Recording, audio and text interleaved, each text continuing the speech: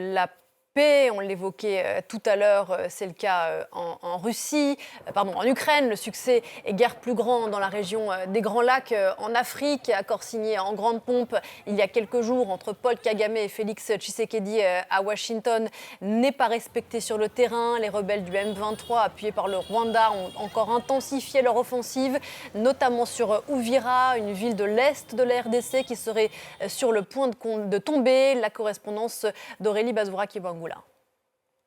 La ligne de front s'étend sur l'axe Senge-Uvira. Uvira qui est devenue la capitale du Sud Kivu depuis la chute de Bukavu en février dernier. De nombreux tirs d'obus et de drones ont été signalés dans la zone. Selon plusieurs sources locales, les rebelles de la FCM23, appuyés par des troupes rwandaises, ont pris le contrôle de plusieurs localités comme Luvungi, poste avancé des forces armées congolaises. De son côté, la FCM23 accuse le Burundi qui combat aux côtés de l'armée congolaise d'avoir lancé des offensives méthodiques contre ses positions.